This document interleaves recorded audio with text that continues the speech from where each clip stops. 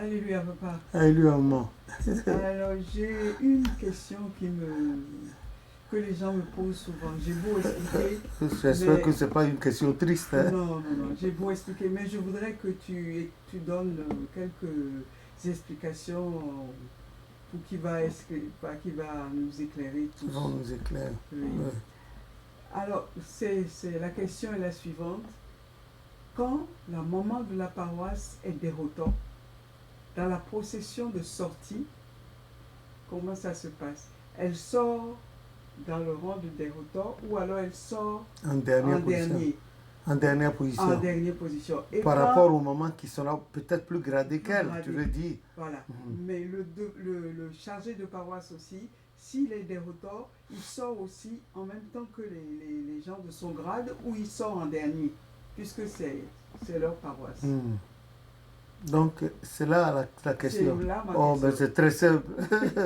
C'est très simple, écoutez. C'est normal.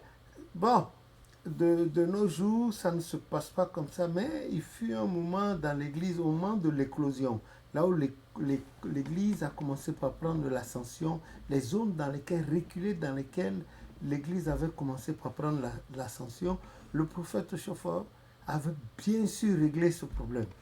Généralement, c'était des instituteurs ou les fonctionnaires affectés nouvellement dans des coins très perdus qui se mettaient à prier avec leurs femmes, leurs enfants, et puis il y vient du monde.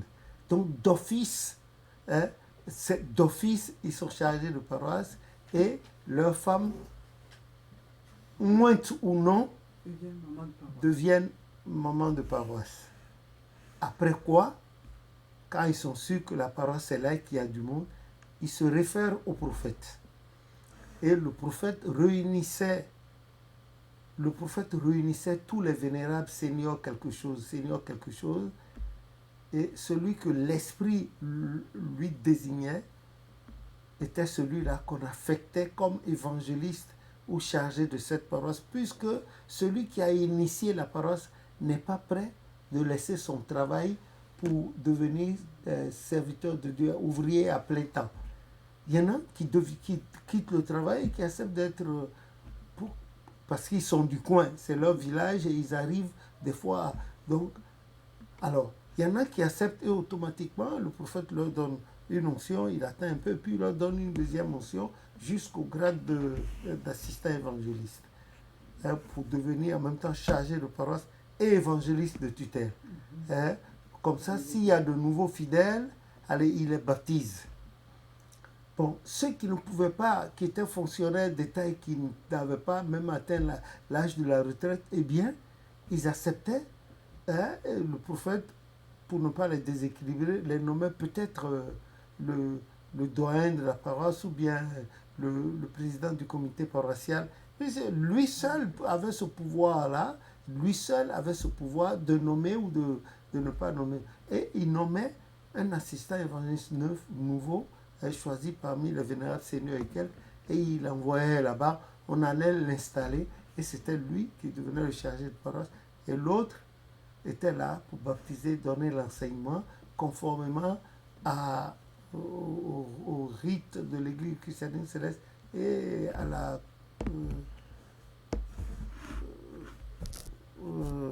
j'ai oublié notre livre là, la Constitution bleue. Voilà comment ça se fait. Mais tandis que quand celui-là n'est pas allé se faire connaître au fondateur de l'église, si des gens arrivaient, d'autres, des gens plus gradés que lui, que sa femme, les deux, lui demeure le chargé de paroisse, sa femme demeure la maman de paroisse, mais pour la procession à l'intérieur du temple comme à l'extérieur, à la fin du culte, par exemple, dans les rangs, au même niveau que ceux qui ont même grade que lui, et la femme, même chose. Et les autres suivaient la procession. Bon, ce n'est pas parce qu'il est déroutant qu'il n'est pas chargé de paroisse, c'est lui qui a initié la paroisse.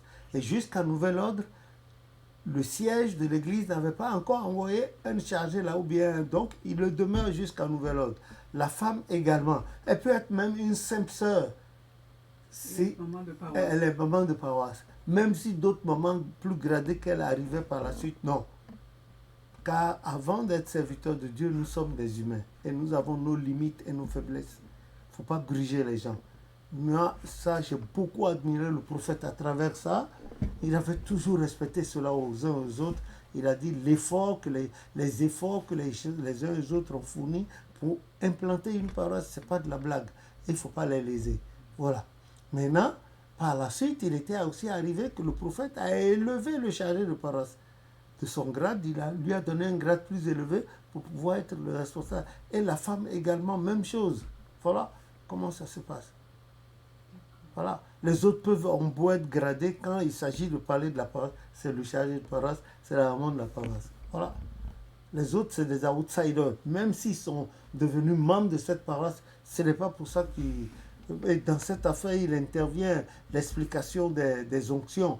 Je ne peux pas l'expliquer maintenant, mais dans une autre vidéo, on va s'arrêter là-dessus et expliquer.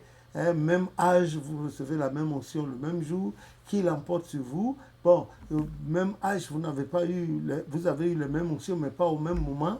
Il y a quelqu'un qui avait déjà eu. Celui-là, il est plus jeune par rapport à vous, ou bien il est plus vieux par rapport... Et tout ça, là, ça intervient. Et c'est des choses que j'ai expliquées dans la doctrine, tome 2, rectification suite, là. Voilà.